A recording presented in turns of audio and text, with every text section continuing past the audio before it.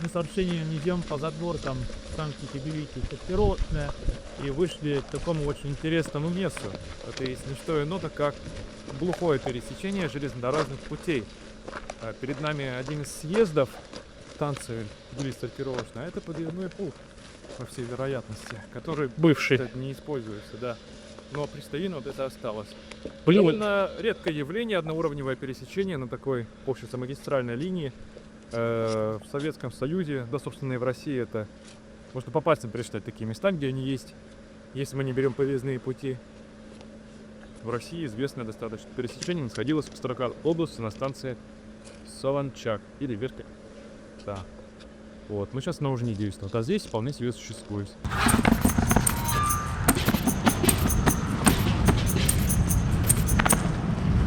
Смотри, ВЛ нет букв. Только один. да, 1163. Georgian Railway.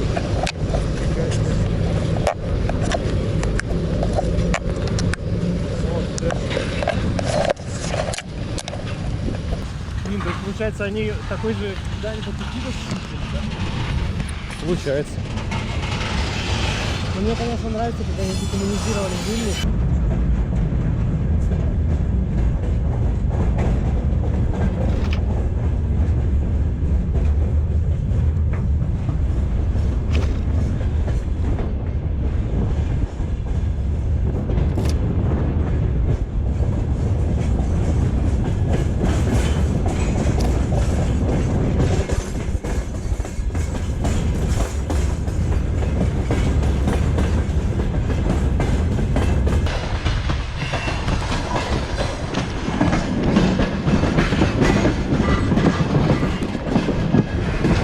Быстрее, быстрее, быстрее, Андрей!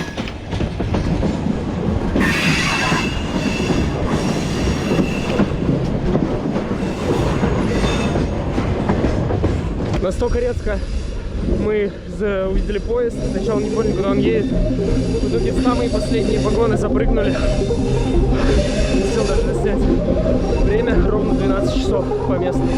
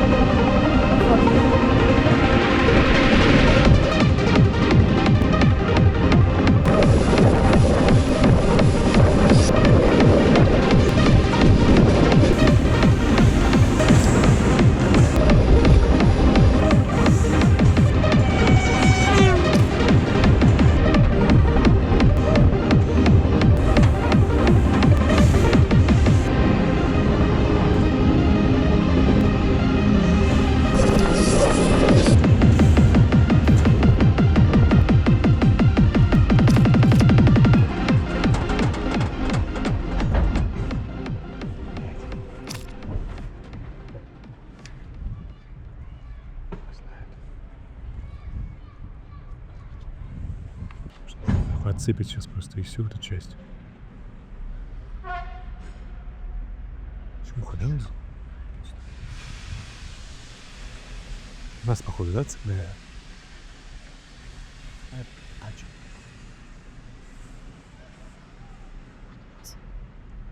Нас, походу, Андрю. Походу, нас все-таки цепляют. Dann sind wir mit der Huiste da. Gражданский. Пресс-полис. Фотосенсия.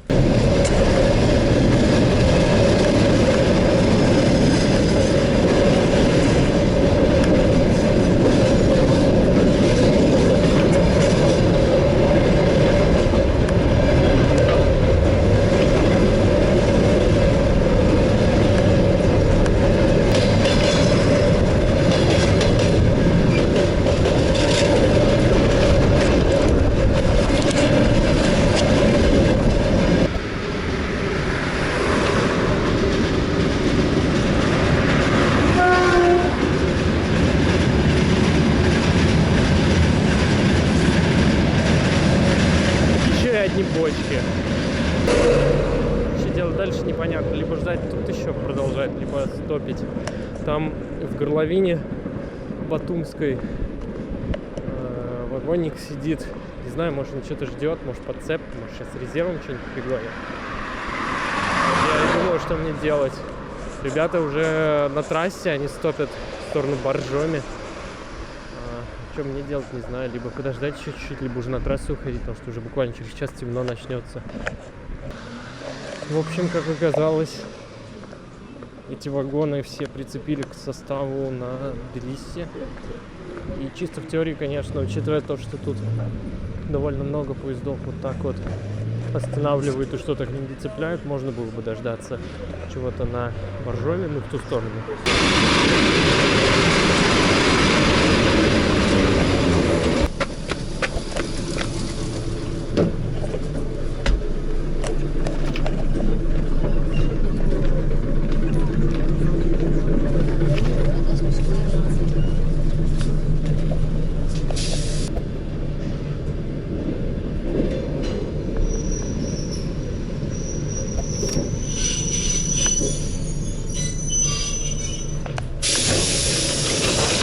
Наконец-то. Блин, это жесть. Эта электричка, она ехала вот по вот этой линии до Боржоми, наверное, километров 20 в час, не больше. Да.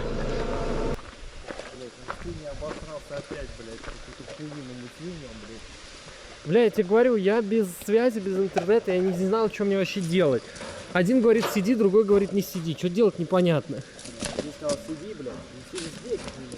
10 минут это слишком мало, я понимаю, если бы вы через час пришли бы. Я понимаю, если бы вы через час пришли, одно дело, а другое дело, это типа вы там попиздели с охранником и... Ну, ты решили все заебись, блядь. Так а я откуда знаю? Да нахуй, я тебя не звал, блядь. Ну, чтоб все принесли, чтоб всем втроем было весело, там, я не знаю. Так я ебу, какие у вас цели. Ой, это что, Ваня? Да. Ага, доброе утро. Не говорит по-русски? Нет, не говорит А по-русски. по-английски? Это по-английски, я думаю, он тоже. Там собралось, собрался консилиум 5 или 6 работников. Так. Из них 4, соответственно, по-русски не говорили, причем люди уже в возрасте такие. В том числе и охранник, но он только помоложе. Ага. Потом подошел какой-то, который говорил по-русски. Ну так, еще Бля, буду? бля, буду, да, такой, окей. И как бы вы объяснили, типа, вот мы там, блядь, типа, хотели прокатиться в сторону Кутаиси, наши туристы, ё-моё. Ну, вообще никакого интереса к нам так-то не проявил. Говорит, кики, блядь, вы же знаете, что это нелегально. Мы такие, да, знаем. Такой, ну, понятно чего. Уебывайся. Типа, давай, до связи. В прямом смысле уебывайся. Понятно. Когда Андрей пошел тебе кричать, в натуре за ним я увидел, что охранник прицепился. То есть он сзади него стоял. Ну, то есть, как бы, он, конечно, по-русски понятно, что не понимает, но он, наверное, так и не понял, кому он там орал. Шару нахуй. Да.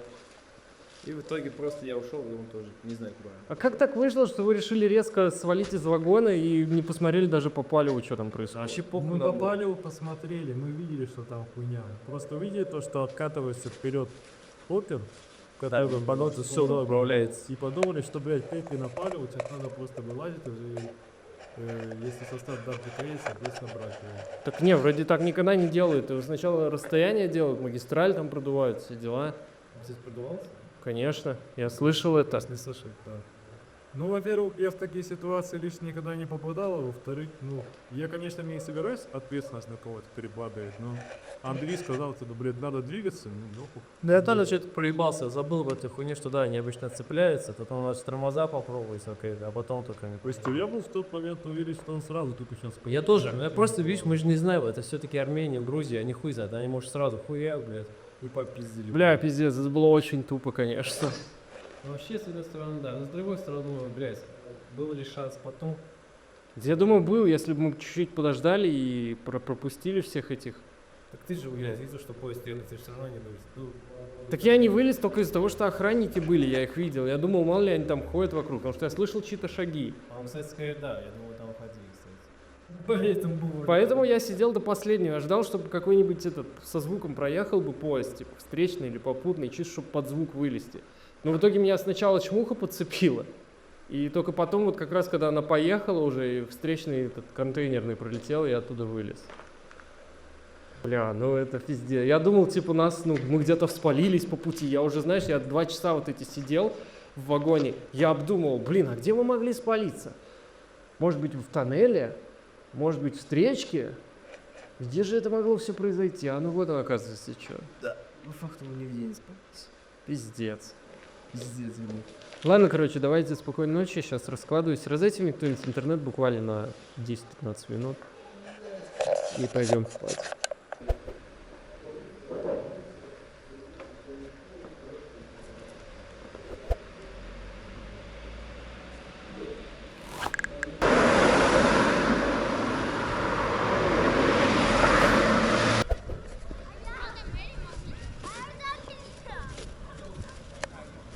Подумать, что где-то вытавлен. Ну а что, Кутаиси звучит по-итальянски как-то. Кутаиссимо.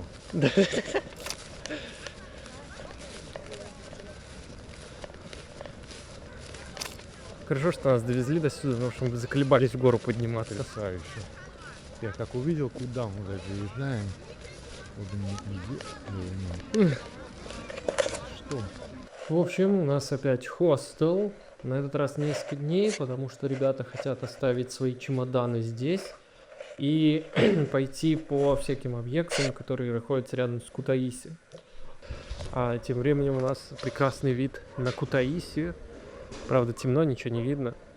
Тут, кстати, еще барашки иногда ходят. Вот. Не знаю, какие там планы у ребят завтра, но завтра что-то должно быть интересненькое. Этот фиска стоила нам 90 лари на троих за 2 ночи. То есть, получается, это по 15 лари на человека в день. Что, в принципе, очень бюджетно. Такой совет стайл, но мне нравится. Советское качество. Сейчас таких не делают.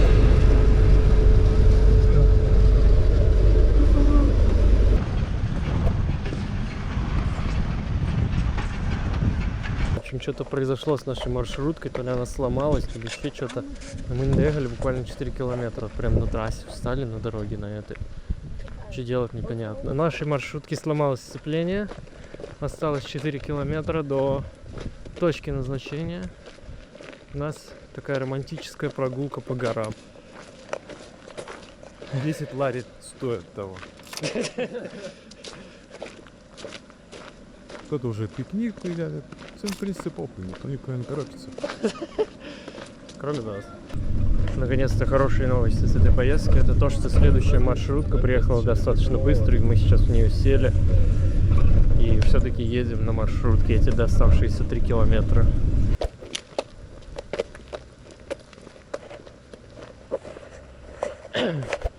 Блин, ну очень интересно, почему они забрасывают именно последние этажи здесь, в многоэтажках. Ну, вроде это не проблема. Причем вон, смотри, слева-то балконная дверь новенькая, а все остальное, ну, разъебано. Может, что-то недавно купили и решили лишь останавливать?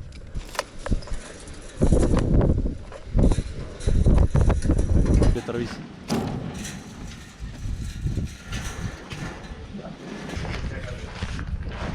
А вот, собственно говоря, и кабинка этой канатной дороги, которая в самом деле уже давно не функционирует. Давайте же зайдем сюда, посмотрим. Ух, надеюсь, мы не упадем. О, нижняя станция находится, соответственно, возле реки, протекающей через Чиату. Там у нас станция широкой колеи, и где-то здесь еще находится узкоколейка, в которой возят, собственно говоря, марганцевую руду. Да, ходил сверху сыпалось от меня. А, да? Прошу прощения. Так что, можно здесь же были там? Я думал, через низ пускай заодно что-то. Собственно, я туда уже и направляюсь. Ну, судя по всему, ничего интересного.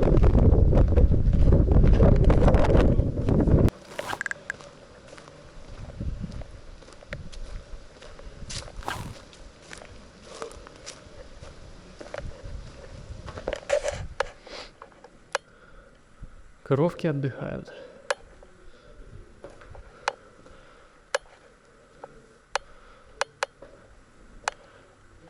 Здорово.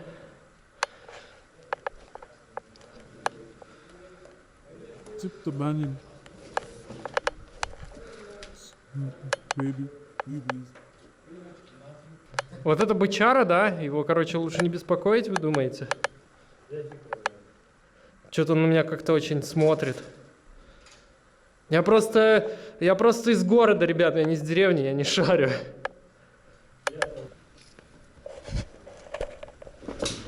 На самом деле она не оккупирована, там просто она за забор проходит.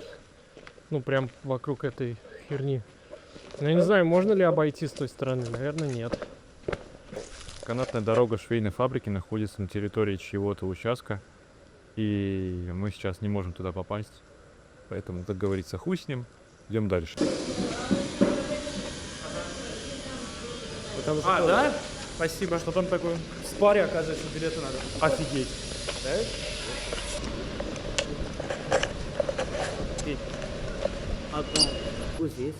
You left her before me. А на канатную дорогу есть билет? Здесь продают. Итак, что произошло, Арсений? Меня разменяли сотку, и я понял, что мне один лари не додали.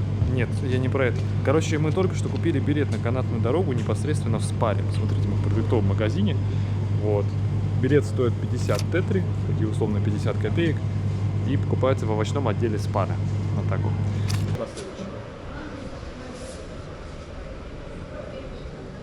Кабинки, походу, русские.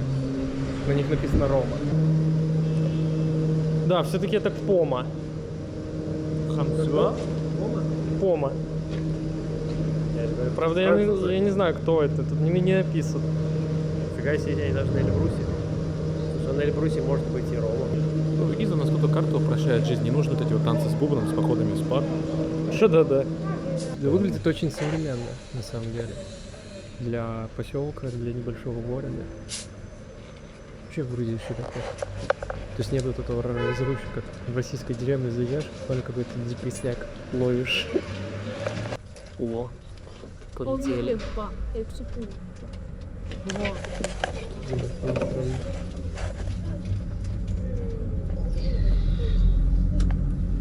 Не восстановится. Сейчас. Если это гулял. Летишь. О, что это? Вот видишь, опять заброшенный. Верхний этаж опять заброшенный. Опять. Пойди, непонятно. Вот сразу туда есть. Вот туда. Они все в одном месте находятся. Это такой как бы канатный хаб, ТПУ. Я не знаю, что это. Гастробезумие. Гастробезумие? Так это, по-моему, тут смотри, вот там вот. Да, но. А, второй этаж там написано? Вроде да.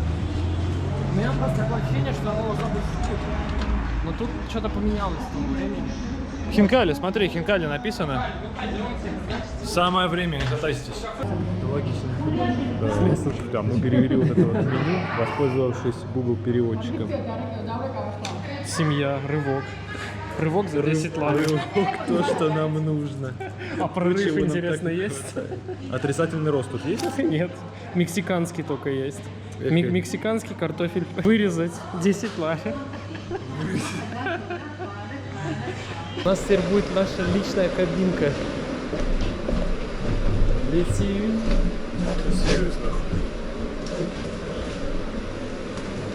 Блин. Ну вроде да, я вижу, тропинка в обход есть. Ой, блин. Понаставили здесь своих подстанций.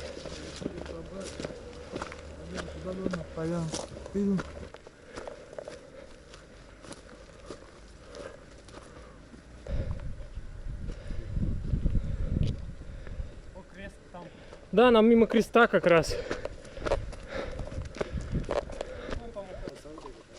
Ну смотри, вон 3 пластиковых окна я вижу, значит, тот точно живет. В верхней части Киатура мы обнаружили 2 полузаброшенных 9-этажных дома. Сейчас кряка, тут коровы опять живут.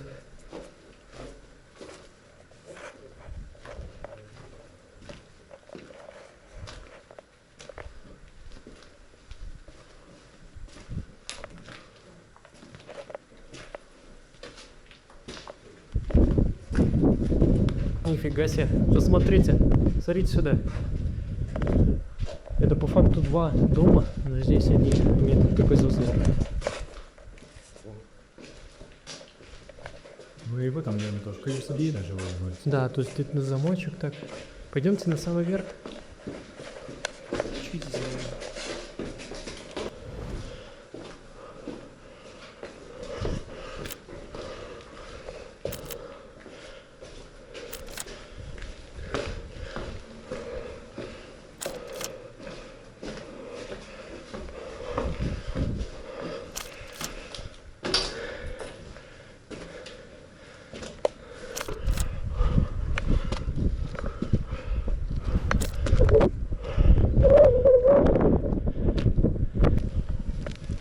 Ух, какая же жесть.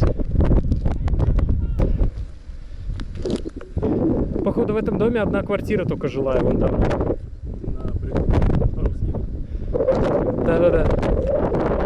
То есть тут домик поживее как-то. Но все равно жесть. Походу люди просто отсюда валят табунами. Возьми рюкзак. И сумку, пожалуйста.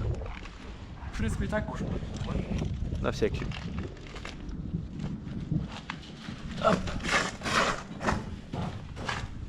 А, вот про что ты. Да, есть нюанс. Нет, они что-то переделают, тут не квартира. А, это общий балкон. Нет, это не общий. Это общий балкон, потому что вот мусоропровод. Вот. Тут какие электрики есть. Есть. Ой, тут походу кто-то живет. Тут живут, тут, а вот тут уже не живет. Тут все заделано. Ну ладно, пойдем тогда, мы не будем беспокоить местных жителей.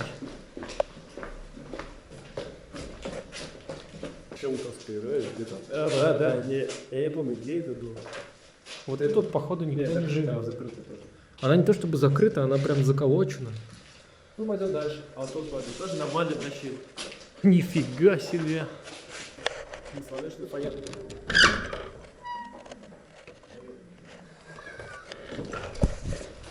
Не знаю, походу, да. Пойдемте отсюда. Я зачковал просто дальше идти. Не хочу беспокоить людей. Там просто я открыл, там так все по-домашнему, вроде даже кто-то общается. Но я так подумал, наверное, не культурно вламываться в чужую квартиру. Хотя, конечно... Интересно, да? Ну да, ну ладно, все, уже мне не интересно, пойдемте. Давайте посмотрим канатку заброшенную.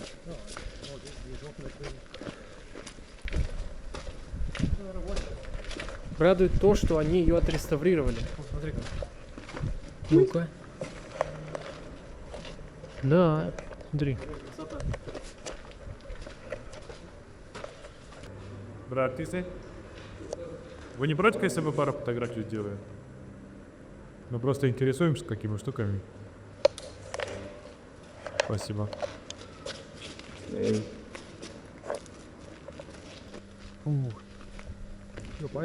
Все. Спасибо. Спасибо.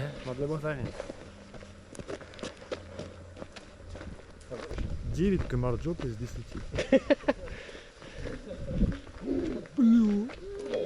Вот это пошивочно. Вот, там еще пришли про отцом. Машина синяя, аккуратно, ты? Они бьют сюда? Я вернее, да?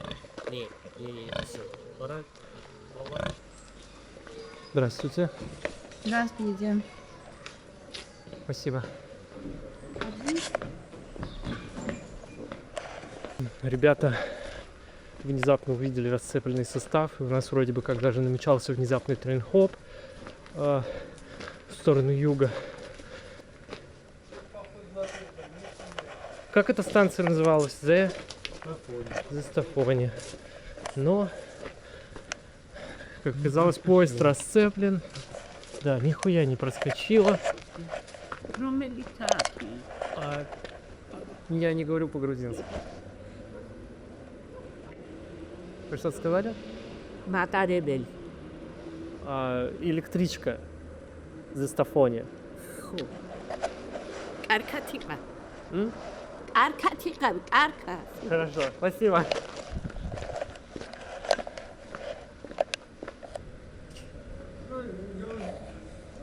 Хинкали Экспресс. О, коврик. 1 лари. Фига себе технология. Так, 1 лари, окей. Самая дешевая электричка в жизни. Офигеть. Запускаю. Все, полный. Слушай, я, короче, не сортировал, А так я уже купил. Что, значит, не выдают только 2 билета? Пиздец, короче. У меня уже есть билет. Короче, Ваня у нас за 2 лари прокатился. Охуительно. Ты можешь кому-нибудь там на входе предложить? Это, конечно, не деньги, но это и не сервис. Серьезно, 2 лари что ли кидал? Так я кидаю 2, блядь, а он мне обратно их выбрасывает. Говорит, надо 1 кидать. Так у меня нет монеты 1 лари. Наконец-то доехали, уже время за полночь. Вот мы тут. Кто-то, я слышу, храпит в соседней комнате.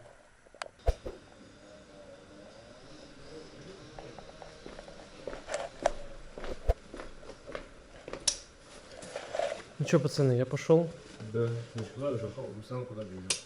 Я пешком иду в любом случае. Вы, наверное, на такси или на автобусе, я не знаю. Ты говорил, есть автобус на крае, повезло, стой попробовать. Я не знаю. Вода, ну ты попробовал. Короче говоря, давайте все, встретимся в Турции. Я побежал, мне еще покушать надо. Еще в Грузии встретимся. Ну, может быть. Бля, я все равно попробую. Все, давайте, короче, до скорого. Так, вот это вот река Риони в Кутаиси. А у нас произошло тактическое разделение, потому что, честно говоря, я заколебался так медленно ехать. И мы больше смотрим какие-то места, чем хопаем. Не то чтобы это что-то плохое. И к тому же они что-то там какие-то у них очень хитро выебанные схемы заехать в Батуми, чтобы потом хопнуть в Тбилиси, чтобы оттуда уехать обратно в Батуми, чтобы потом перейти границу с Турцией. Честно говоря, я не понимаю, зачем. Ну, точнее, у них есть такие причины, чисто из-за ноутбука, который сейчас не с ними. Но я не вижу смысла такие круги наматывать и вообще.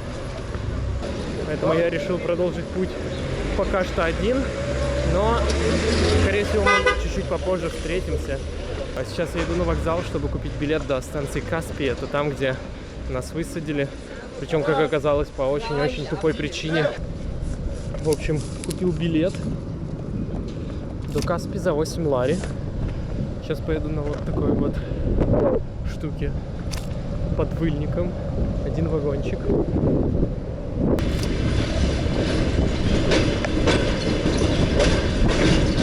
Ну, собственно, вот я приехал в Каспи, обратно к чекпоинту. Вообще, в тот раз я видел, здесь поезд вставал, правда, непригодный для проезда. Но он вставал. Сейчас тут стоят 2 каких-то полвагона, ни в селу, ни к городу. И чё, куда, зачем, почему. Вот. И что-то на станции есть, но локомотивов, конечно же, нет. Я, честно говоря, даже не знаю, куда, что ждать. Самое интересное то, что мы наконец-то увидели армянские полвагоны здесь, в Грузии. Вот он, целая вереница этих вагонов. Судя по всему, они уже разгрузились и поедут обратно в Армению, то есть на Тбилиси, вот этот вот составчик, к сожалению. Вот такие вот дела.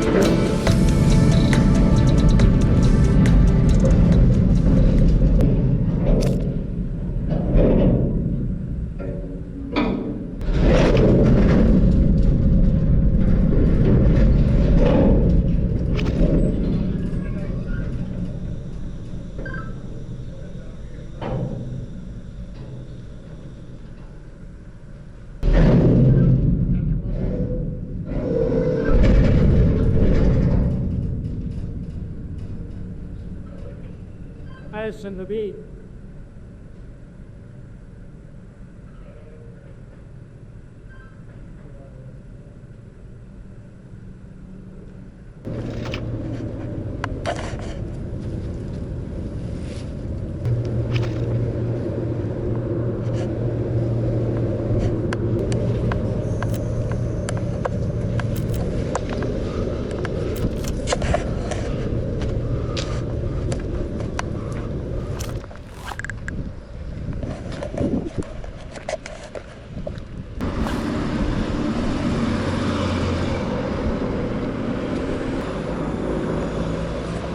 Очень быстро просцепили состав. В этом поезде одни бочки. Очевидно, я на нем никак не смогу проехать далеко. Это максимум опять до следующей станции. Зато у меня поменялось окружение. Теперь можно стоять и ждать тут. Тем более здесь вроде как-то поудобнее ждать составчик. Я еще посмотрю, где можно тут загаситься. Но сначала нужно найти интернет и поесть.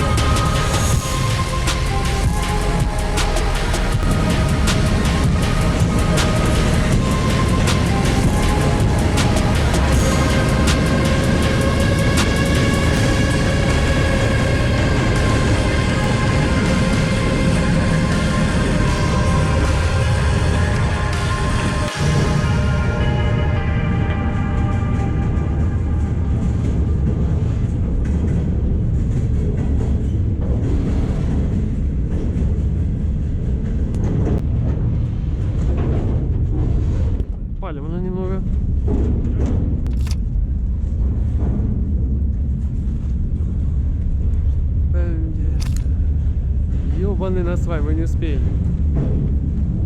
Сука, блядь.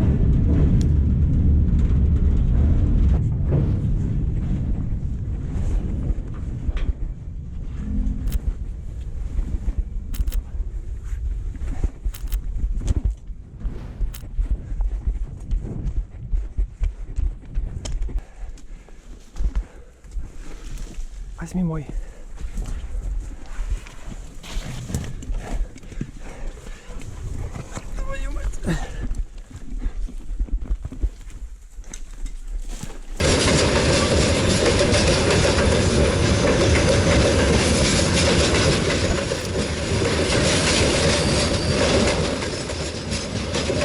Слишком быстро.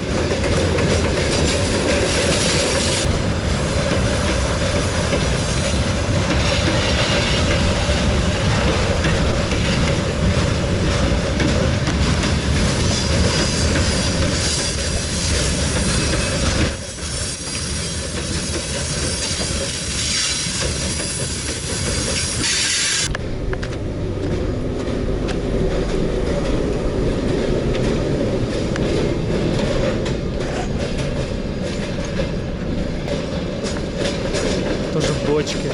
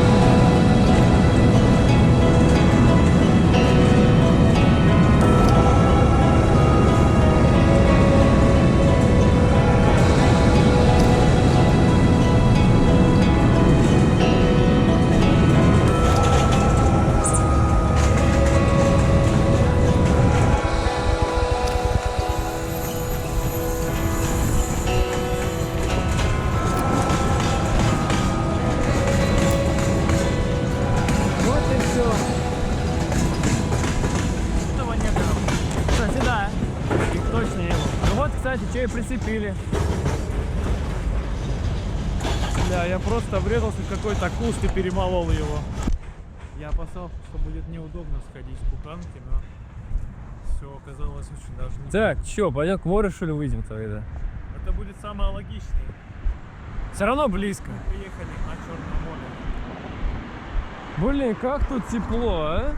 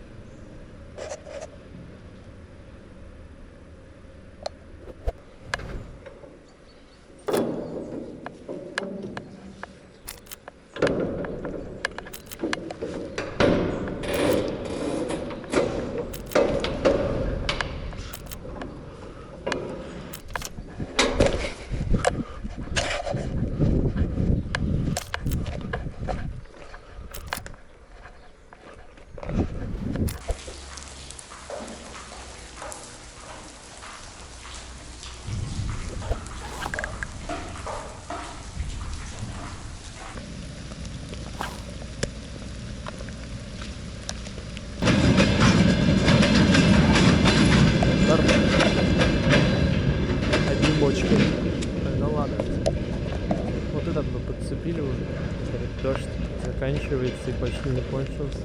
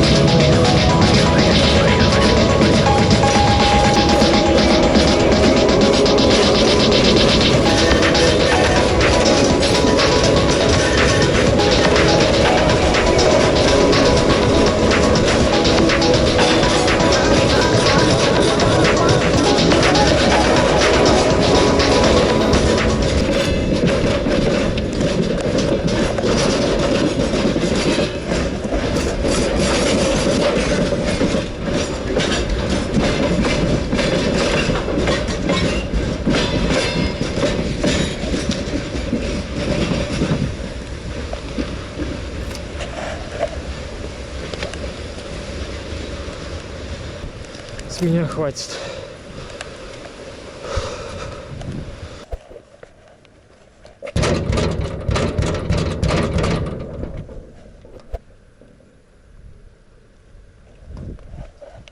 Ой, как хорошо, что уже хостел для меня приготовили. Ну, куда ели? Хоп, ты что, блядь, плываешь ли? На хоппере. Доброе утро, Ваня. 3 часа.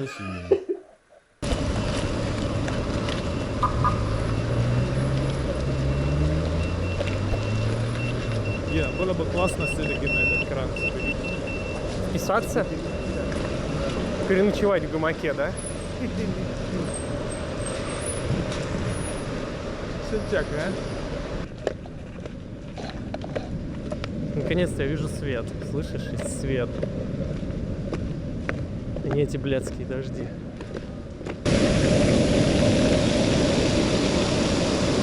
Море-то не черное, а коричневое тогда получается. У меня такое ощущение, последние 5 этажей, даже 6, они были надстроены. Я и говорю, что какая-то вообще как трущоба выглядит. Вот в Сочи все-таки есть, да, ведь жилые гаражи, а здесь, получается, жилые чердаки. Тут несколько этажей жилых чердаков тогда уже получается. Причем нет и предела совершенства. Тут вон что строят. А нас всего-то 5 этажей минусом. Я думал, тут написано год постройки этого здания, но отсюда не видно.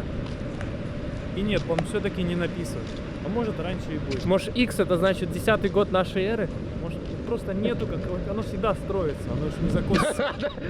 Да, это как дом Винчестеров в Америке. Там какая-то ебанутая, то ли бабка была, то ли просто целая семья. Короче, они думали, что их там какие-то злые духи преследуют в доме.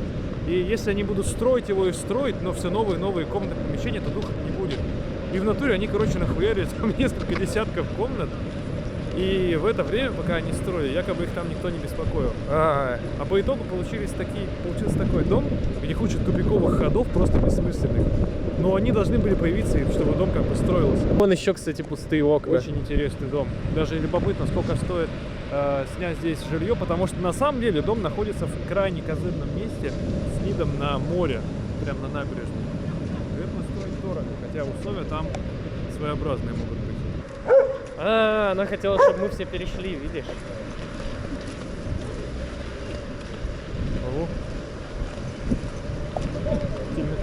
Смотри, сколько машин с российской. А, вот там еще. 1, 2, 3, 3, 4, 5, 6, 7.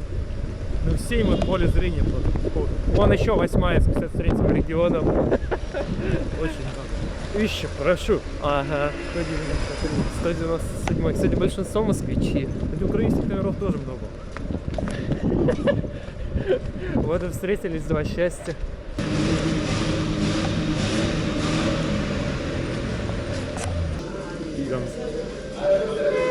Очень даже сытные. Сочная, мощная, да?